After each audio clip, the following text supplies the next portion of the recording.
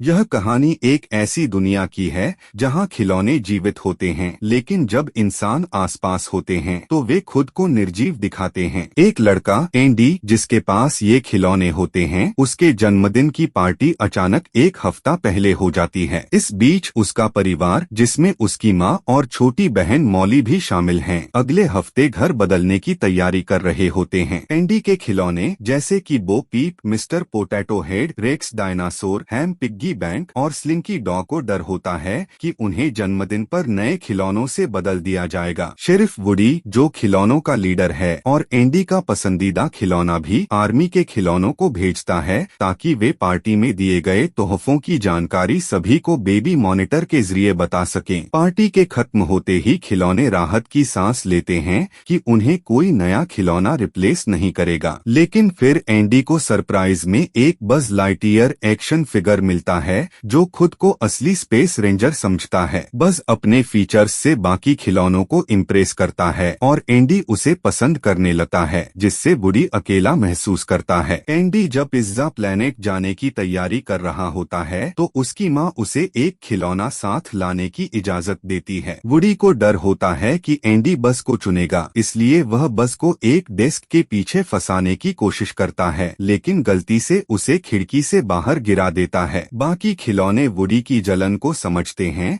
और उसके खिलाफ हो जाते हैं, लेकिन एंडी वुडी को ले जाता है और पिज्जा प्लेनेट के लिए निकल जाता है। वुडी से बदला लेने के लिए बस गाड़ी में चुपके से घुस जाता है और एक गैस स्टेशन पर वुडी से लड़ाई करता है, जिसके दौरान वे दोनों गाड़ी से गिर जाते हैं। अब वे दोनों बिना गाड़ी के रह जाते हैं। वे पिज्जा प्लेनेट पहुंचने के लिए एक पिज्जा डिलीवरी ट्रक में छिपकर सवारी करते हैं। बस, जो अब भी खुद को असली स्पेस रेंजर मानता है, वुडी की बात मानने से इनकार कर देता है और इस चक्कर में दोनों एक क्रेन गेम में फंस जाते हैं, जहां एंडी के पड़ोसी सिड उन्हें जीत लेता है। सिड खिलौनों को नुकसान पहुंचाने वाला लड़का है और उसके घर में कई म्यूटेंट खिलौने होते हैं जो उसने खुद बनाए होते हैं। वुडी सिड के घर से भागने की कोशिश करता है, लेकिन बस एक टीवी एड देखता है जिसमें बस लाइटईयर खिलौना लाइन का प्रचार होता है। इसे देखकर बस को गहरा झटका लगता है। बस गुस्से में उड़ने की कोशिश करता है, लेकिन गिरने के बाद उसका एक हाथ टूट जाता है और वह निराश हो जाता है। इस दौरान वुडी की भागने की योजना बिगड़ जाती है जब बाकी खिलौने समझते हैं कि वुडी ने बस को मार दिया है। म्यूटेंट खिलौने बस का हाथ जोड़ते हैं और सिड बस को एक रॉकेट से उड़ाने की योजना बनाता है, लेकिन बारिश के कारण यह टल जाता है। वुडी बस का आत्मविश्वास बढ़ाता है और उसे बताता है कि वह एक खिलौने के रूप में एंडी को कितनी खुशी दे सकता है। अगले दिन वुडी और म्यूटेंट खिलौने बस को बचा लेते हैं। जब सिड रॉकेट लॉन्च करने ही वाला होता है, वे सिड को डराकर खिलौनों को नुकसान पहुंचाना बंद करने पर मजबूर कर देते हैं। इसके बाद वुडी और बस वहां से निकलते हैं, जबकि एंडी और उसका परिवार नए घर की ओर निकल चुके होते हैं। वे गाड़ी का पीछा करते हैं, लेकिन सिड का कुत्ता स्कड उन्हें देख लेता है और पीछा करता है। बस वुडी को बचाते हुए स्कड के पीछे छूट जाता है और वुडी एंडी की आरसी कार का उपयोग करके बस को बचाने की कोशिश करता है। बाकी खिलौने सोचते हैं कि वुडी आरसी से भी छुटकारा पाना चाहता है, इसलिए वे उस पर हमला कर देते हैं